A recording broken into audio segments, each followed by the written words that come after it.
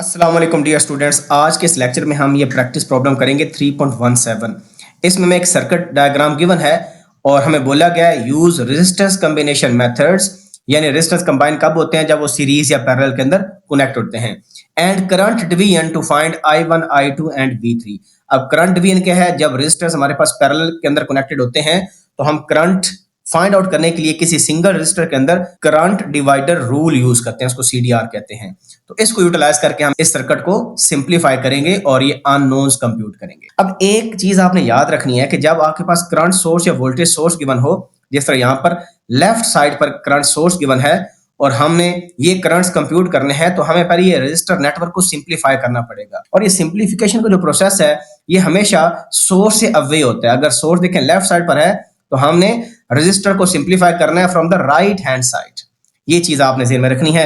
और अगर सोर्स हमारे पास राइट साइड पर हुआ तो फिर हम रजिस्टर को सिंप्लीफाई स्टार्ट करना शुरू करेंगे फ्रॉम द फार लेफ्ट। अब सबसे पहले अगर आप नोट करें एक चीज, तो हमें पता है कि ये जो करंट सोर्स करंट सप्लाई कर रहा है ये 120 मिली एम्पियर करंट सप्लाई कर रहा है इस पूरे रजिस्टर नेटवर्क को। और उसके बाद हमने देखना है कि इस नोड से ये जो करंट लीव कर रहा है ये आपके पास I1 है, यानी बेसिकली कुछ करंट यहां पर फ्लो कर जाएगा 125 ओम रजिस्टर के अंदर, और जो बाकी करंट है वो हमारा I1 होगा। सिमिलरली ये जो I2 है ये इस वाले जो नेटवर्क रजिस्टर का है इसमें इंटर हो रहा है, यानी I2 वो करंट है जो 2 ओम रजिस्टर से पास हो रहा है। लेकिन इसको फाइंड आउट करने के लिए हमें पहले नेटवर्क को सिंप्लीफाई करना पड़ेगा, और I2 तब तक नहीं आ सकता जब तक आपके पास I1 नहीं होगा। और I1 के लिए हमें यहां तक एट लीस्ट सर्किट को सिंप्लीफाई करना है। इसके मल्टीपल वेज हो सकते हैं सॉल्व करने के लिए, इंशाल्लाह एक दो तरीके मैं बताऊंगा और बाकी मेथड्स भी आज यूज कर सकते हैं।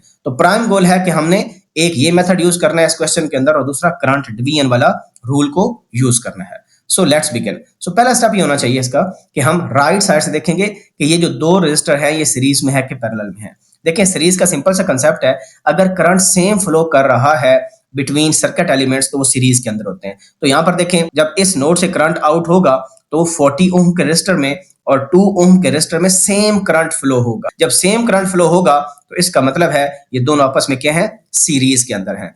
तो हम इसको सिंप्लीफाई करेंगे, हम लिखेंगे 20 ओम प्लस 40 ओम, क्योंकि सीरीज में रेजिस्टर्स क्या होते हैं, एड अप होते हैं। तो हमारे पास इनका जो इक्विवेलेंट आ जाएगा वो 60 ओम आ जाएगा। तो आपने सर्किट को रीड्रा फिर करना है, तो इसको रीड्रा करता हूं, मैं यहां पर बना लेता हूं। अब यहां पर इंटरेस्टिंग पॉइंट ये है कि जो 60 ओम का इक्विवेलेंट रेजिस्टेंस आया फ्रॉम 40 ओम एंड 20 ओम, ये जो ये 240 ओम का रेजिस्टर है इसके साथ सीरीज में होगा या कि पैरेलल के अंदर होगा। अब यहां पर देखें इसके दो एंड्स हैं, एक एंड आपके पास ये है, दूसरा एंड ये है। तो ऑब्वियस ही बात है कि ये 240 के साथ पैरेलल के अंदर कनेक्ट होगा, लिहाजा हम इसको ऐसे बना लेंगे। अब ये हमारा स्टेप 1 हो गया। अब स्टेप 2 में अगर आप नोट करें तो ये जो दो रेजिस्टर्स हैं ये आपस में पैरेलल के अंदर कनेक्टेड हैं। सो इनका इक्विवेलेंट कैसे निकलते हैं, 240 is parallel with 60 ohm resistor. अब ये पैरेलल की नोटेशन होती है, तो जब दो रेजिस्टर्स पैरेलल के अंदर होते हैं तो उनका जो इक्विवेलेंट फाइंड करते हैं, दोनों का प्रोडक्ट डिवाइडेड बाय दोनों का सम। तो हम करेंगे 60 into 240 divided by 60 plus 240 which is 300। तो ये देखें 0 0 से कट गया, ये 0 0 से कट गया, 8 3s are 24 और 8 6 are 48 ओम। आप कैलकुलेटर का यूज भी कर सकते हैं। सो अब हम क्या करेंगे, ये जो दो रेजिस्टर्स हैं इनको रिप्लेस करेंगे 48 ओम से। तो ये आपका जी स्टेप नंबर 2 आ गया। हम दोबारा रीड्रा करेंगे इस सर्किट को। तो ये सर्किट में रीड्रा कर लिया। अब आप देखिए 2 ओम का रेजिस्टर और 48 ओम का रेजिस्टर किस में लगे हुए हैं, सीरीज में लगे हुए हैं, क्योंकि सेम करंट इन दोनों में से फ्लो करेगा। सो हम इनको ऐड कर लेंगे कैसे, 2 + 48 इज इक्वल टू कितना आ जाएगा, 50 ओम का रेजिस्टर। इसको रीड्रा करेंगे दोबारा, तो स्टेप 3 हमारे पास आ जाएगा जब इसको सिंप्लीफाई करके रीड्रा करेंगे। अब जब हम इनको सिंप्लीफाई करेंगे 50 ओम हमारे पास आ गया, तो वो इस 50 ओम के साथ पैरेलल के अंदर कनेक्ट होगा। अब ये जी हमारा स्टेप 3 हो गया। अब यहां पर आपके पास दो तरीके हैं जिससे आप कंप्यूट कर सकते हो I1 और I2। तो अगर आप यहां पर नोट करें शुरू वाले डायग्राम में, तो जो I1 हमारे पास करंट था that is flowing away from this node, ये इस नोड से लीव कर रहा है, यानी जो ब्रांच 125 ओम की है इससे लीव कर रहा है। सो जो मेथड 1 होगा वो हम क्या करेंगे कि यहां पर हमारा I1 है, इस जगह पर यहां पर I1 है, ये हमने कंप्यूट करना है। और I1 किस में फ्लो कर रहा है, इस बेसिकली ये जो दो रजिस्टर का नेटवर्क है इसमें फ्लो कर रहा है। तो एक तरीका यह है कि हम इसको भी सिंप्लीफाई करें, फिर हमें I1 का पता चल जाएगा। दूसरा तरीका ये है कि हम KCL लगाकर, क्योंकि ये एक ही नोड है, इसमें देखें ये करंट इन हो रहा है, यहां पर करंट आउट हो रहे हैं, तो हम वो प्रिंसिपल भी यूज करके इन टर्म्स ऑफ वोल्टेज हम V कंप्यूट कर सकते हैं, क्योंकि ये सारे पैरेलल कनेक्टेड हैं कि यहां पर वोल्टेज अगर V है तो ये सारे एलिमेंट्स के अक्रॉस सेम वोल्टेज होगी। ये दूसरा तरीका हो सकता है, ये भी मैं कवर करूंगा लेटर इन द वीडियो, लेकिन पहले मैं इस मेथड को फॉलो करता हूं। तो हम क्या करेंगे, हम इन दो रेजिस्टर का इक्विवेलेंट निकालेंगे। ये देखें दोनों पैरेलल के अंदर हैं, सो 50 into 50 डिवाइडेड बाय 50 प्लस 50 100। तो सिंपलीफाई करें, ये 2 0 से कट गई, हमारे पास 25 ओम का रेजिस्टर आ गया। तो हम रीड्रा करते हैं इसको। तो ये मैंने सिंपलीफाई कर लिया, ये हमारा लास्ट स्टेप था, ये स्टेप हमने किया था स्टेप 3, उसके बाद ये जो हमारा स्टेप था ये स्टेप 4 है। अब अगर हम क्वेश्चन को देखें तो 125 ब्रांच से जो करंट निकल रहा है दैट वाज I1। सो इसका मतलब है कि इस 25 ओम के अंदर जो करंट फ्लो हो रहा है वो हमारे पास I1 है। अब I1 हम कैसे डिटरमिन कर सकते हैं, by using current divider rule, क्योंकि उसने क्वेश्चन में बोला है कि आपने करंट डिवीजन मेथड को यूज करना है। अब हमें पता है यहां से जो करंट आ रहा है दैट इज 120 मिली एम्पियर। अब इस ब्रांच में करंट जो जा रहा है हमें नहीं पता, हमने I1 निकालना है, यानी इस ब्रांच में। अब देखें ये दोनों रेजिस्टर्स पैरेलल के अंदर कनेक्ट हैं, तो CDR जो है लगता ही पैरेलल में है, लिहाजा हम I1 डायरेक्टली निकाल सकते हैं। वो हमें क्या कहता है कि अगर दो रेजिस्टर्स पैरेलल हैं तो जो दूसरा रेजिस्टर है उसके जो रेजिस्टेंस की वैल्यू होगी वो हमने रखनी है न्यूमरेटर के अंदर, डिवाइडेड बाय दोनों का सम। सो सम कितना आ जाएगा, 125 प्लस 25 मल्टीप्लाई बाय जो करंट उस नोड में इंटर हो रहा है, तो वो कितना हो रहा है 120 मिली। लिहाजा हम I1 की वैल्यू निकाल लेंगे, 125 डिवाइडेड बाय, देखें कितना आता है 150 आता है, और इनटू 120। सो ये हमारे पास कैलकुलेटर है, 125 over 150 multiply 120 milli ampere. So the answer is 100 milli ampere. So इसका मतलब है हमारे पास जो I1 की वैल्यू आ गई दैट इज 100 मिली एम्पियर। सो एक अननोन हमने कंप्यूट कर लिया विच इज 100 मिली एम्प्स। ठीक हो गया जी। अब इसका मतलब है कि 25 ओम में जो करंट फ्लो हो रहा है दैट इज 100 मिली एम्पियर। तो ये 100 मिली एम्पियर जो है जी यहां पर फ्लो हो रहा है। अब उसके बाद हमने कंप्यूट करना है I2। अगर हम सर्किट में देखें शुरू वाले में, अब देखें जो 2 ओम रेजिस्टर है इसमें जो करंट फ्लो हो रहा है दैट वाज I2। सही है जी। और ये करंट लीव किस नोड से कर रहा है, जिसमें 50 ओम की ब्रांच लगी हुई है। अब इसका मतलब है कि हम रिवर्स चलेंगे। जब हम रिवर्स चलेंगे हमें पता है कि ये जो 25 ओम इक्विवेलेंट रेजिस्टेंस आई थी ये इस दो 50 ओम के रेजिस्टेंस की आई थी, क्योंकि ये पैरेलल के अंदर कनेक्टेड थे। अब ये I1 हमने कंप्यूट कर लिया, ये कितना I1 हमारे पास आया जी 100 मिली एम्पियर। इसका मतलब है ये जो I1 है ये डिवाइड होगा बिटवीन दीज टू रेजिस्टर्स। ये दोनों पैरेलल के अंदर कनेक्टेड हैं और दोनों की सेम वैल्यू है। और हमारा I2 कहां लोकेटेड था, I2 50 ओम जो ब्रांच है इससे आगे यहां पर लोकेटेड था। इसका मतलब है कि इस 50 ओम में जो करंट फ्लो हो रहा है वो हमारा होगा I2। तो हम यहां पर भी करंट डिवाइडर रूल को यूज करेंगे। I2 को निकालने के लिए हम क्या यूज करेंगे, ये वाला रेजिस्टर, क्योंकि इस केस में तो बराबर है। अगर ये डिफरेंट वैल्यू होती तो फिर आप ये जो रेजिस्टर की वैल्यू है ये आप ऊपर लिखते, divided by total sum multiply by 100 निकालते। लेकिन अब ये ऑब्वियस सी बात है कि दोनों सेम रेजिस्टर हैं तो ये करंट इक्वली जो है डिवाइड हो जाएगा, यानी 50 मिली एम्पियर यहां पर आ जाएगा और 50 मिली एम्पियर यहां पर आ जाएगा। ये अंडरस्टूड सी बात है। अदरवाइज आप CDR भी यूज कर सकते हो। ये वाला जो रेजिस्टर की वैल्यू होगी इसको यहां पर लिख देंगे, डिवाइडेड बाय दोनों का सम, हमें पता है दोनों का सम 100 है, मल्टीप्लाई बाय इनपुट करंट वो कितना है 100 मिली एम्प्स है। तो ये 100 से कट गया, हमारे पास 50 मिली एम्प्स आ गया। सो इसका मतलब है जो I2 की वैल्यू है दैट इज 50 मिली एम्पियर। तो हमारे दो अननोन्स कंप्यूट हो गए। ये करंट यहां पर 50 मिली एम्पियर का फ्लो कर रहा है। अब नेक्स्ट आप देखें, अब ये जो 50 ओम का रेजिस्टर था, अगर ऊपर वाले नेटवर्क में देखें आप तो ये किसका कॉम्बिनेशन है, ये कॉम्बिनेशन है 2 ओम और 48 ओम का। इसका मतलब है इसमें हमारा करंट कौन सा फ्लो हो रहा है 50 मिली एम्प्स फ्लो हो रहा है। अब नेक्स्ट अगर हम नोट करें इस सर्किट के अंदर ये जो 48 ओम का रेजिस्टर हमने निकाला था ये किसका इक्विवेलेंट था, ये 240 ओम का और 60 ओम का। यानी यहां से करंट हमारा I2 आ रहा है, यहां पर करंट हमारा I1 था। अब I2 बेसिकली डिवाइड होगा इन दो ब्रांचेस के अंदर, लेकिन अल्टीमेट हमने करंट कहां कंप्यूट करना है, क्योंकि हमने ये वोल्टेज निकालनी थी।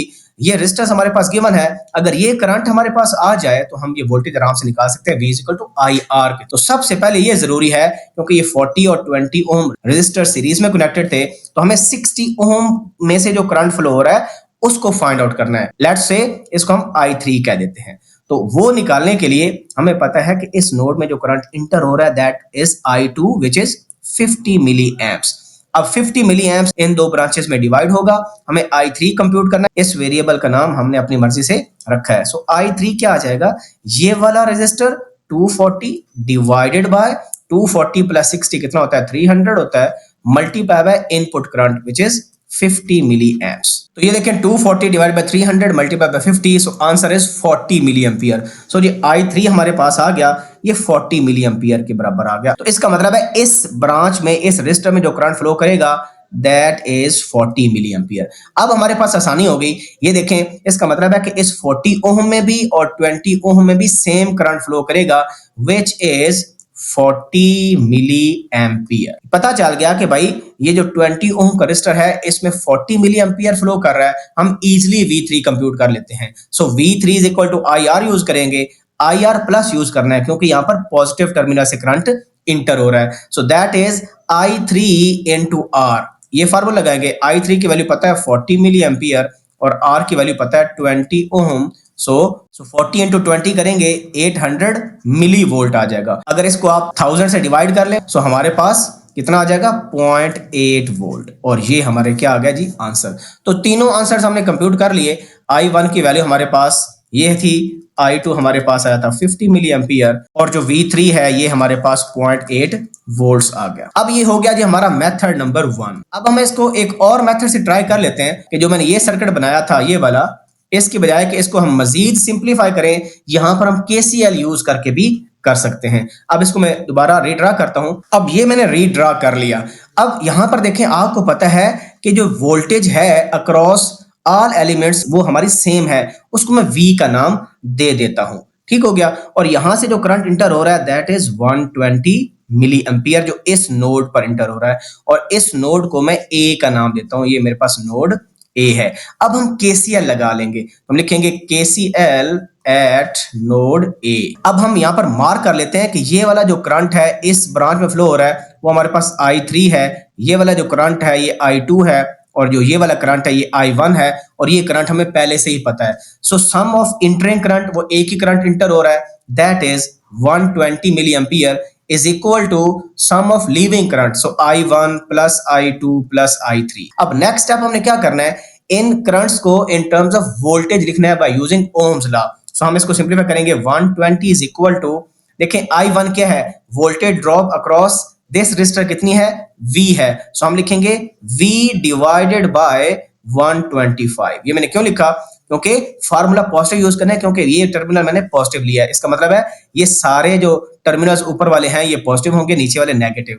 Current is entering the positive terminal. So ये हमारे पास आ गया, प्लस I2 की जगह क्या लिखेंगे, V वोल्ट, क्योंकि इस नोड और इस नोड के दरमियान जो वोल्टेज है वो V है, डिवाइडेड बाय 50, और प्लस इसमें भी सेम आ जाएगी V डिवाइडेड बाय 50। सो अब हम क्या करेंगे, इसका एलसीएम लेकर मल्टीप्लाई कर देंगे दोनों साइड पर। सो 125 और 50 का एलसीएम कितना आ गया, सो अगर हम इनको मल्टीप्लाई कर देंगे ये हमारा आ जाएगा एलसीएम। सो 250 एलसीएम आ गया, 250 को दोनों साइड्स पर मल्टीप्लाई कर देंगे। सो ये हमारे पास सिंपलीफाई हो गया। अब मल्टीप्लाई करते हैं 250 को 120 के साथ, ये हमारे पास आंसर आ गया 30,000 milli volt is equal to, इनको ऐड करेंगे सो 12V हमारे पास आ जाएगा। अब हमने V निकालना है, 12 से डिवाइड कर देते हैं, सो 30,000 मिली वोल्ट डिवाइडेड बाय 12। सो इसको डिवाइड कर देते हैं 12 के साथ, सो हमारे पास आंसर आ गया 2500 milli volt. So V is equal to हमारे पास आ गया 2500 मिली वोल्ट।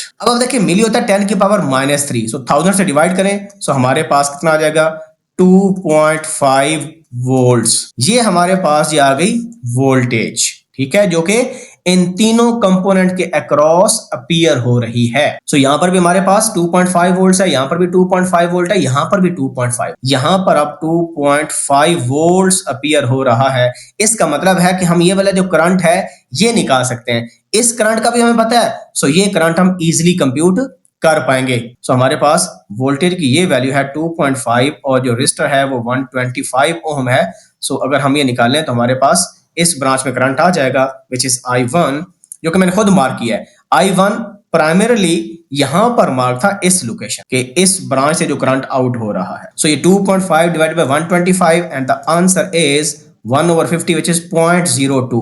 इसका मतलब ये हुआ कि यहां पर जो करंट आएगा वो 0.02 एम्पियर आ गया। और अगर इसको आप मिली एम्पियर में कन्वर्ट करें तो हमारे पास 20 मिली एम्पियर बनता है, यानी अभी हम 1000 से क्या कर देंगे, मल्टीप्लाई कर देंगे। तो हमें पता चल गया कि इस ब्रांच में कितना करंट फ्लो हो रहा है, 20 मिली एम्पियर, और इंटर कितना हो रहा है, 120। सो 120 इंटर हो रहा है, 20 एम्पियर लीव कर रहा है, और यहां से करंट क्या लीव कर रहा था, I1, जो कि बुक में मार्क था। अगर आप बुक में देखें तो यहां पर 120 मिली एम्पियर जिस नोड में इंटर हो रहा है, और ये जो करंट आउट हो रहा है ये I1 था बुक में। सो हमारे पास KCL जब हम लगाएंगे, सो ये इन करंट है, ये करंट लीव हो रहा है 20 मिली एम्पियर, और प्लस I1 भी लीव हो रहा है जो कि बुक में मार्क था। तो I1 हमारा क्या आ जाएगा, 120 माइनस 20 करेंगे तो 100 मिली एम्पियर आ जाएगा। और हमने जो पहले मेथड से निकाला वो भी सेम निकाला था। अब हमने यहां पर करंट देखना है इस 50 ओम की ब्रांच में कितना करंट फ्लो हो रहा है, विच वाज I2। अब हमें पता है ये जो I1 फ्लो हो रहा है ये कितना फ्लो हो रहा है, ये 100 मिली एम्पियर फ्लो हो रहा है। सो आप इजीली कंप्यूट कर सकते हो कि I2 कितना है। लेकिन एक कॉमन सेंस की बात है कि अगर 100 मिली एम्पियर आ रहा है तो ये इक्वल रजिस्टर है, तो दोनों में सेम करंट जाएगा, मींस ये करंट क्या हो जाएगा, डिवाइड। लेकिन आप KCL को यूज करके भी कर सकते हो। वो आप कैसे करोगे, वो मैं यहां पर नीचे कर लेता हूं। हमें I1 का पता है जो कि इन हो रहा है 100 मिली एम्पियर, हमें इन का नहीं पता, इस ब्रांच का नहीं पता, इस ब्रांच का नहीं पता। सो हम क्या करेंगे, हम ओहम्स लॉ लगाएंगे, क्योंकि हमें वोल्टेज का तो पता है ना, 2.5 वोल्ट अपीयर हो रहा है अक्रॉस दिस रेजिस्टर। सो इस करंट को निकालेंगे और KCL अप्लाई करके हम ये भी निकाल सकते हैं। तो रेजिस्टर हमारे पास है 50 ओम का, वोल्टेज कितनी है, 2.5। सो 2.5 डिवाइडेड बाय 50 तो हमारे पास आता है 0.05 एम्पियर। ठीक है, 0.05 एम्पियर आता है, और मिली एम्पियर में कितना आ जाएगा, 50 मिली एम्पियर। सो हमें ये करंट पता चल गया। जब हमें ये करंट पता चल गया कि भाई इस 50 ओम में 50 मिली एम्पियर करंट फ्लो हो रहा है, सो आप KCL यहां पर लगाएं। इन करंट कितना है, इन करंट था 100 milli ampere. 100 is equal to ये करंट कितना लीव कर रहा है, 50, और प्लस ये करंट कितना है, I2। सो I2 निकालने के लिए इसको इधर आके माइनस करें, सो I2 हमारे पास कितना आ जाएगा, 50 मिली एम्पियर आ जाए। तो देखें हमने KCL को अप्लाई करके भी क्वेश्चन उसी तरह कर लिया कि 50 मिली एम्पियर हमारे पास आ गया।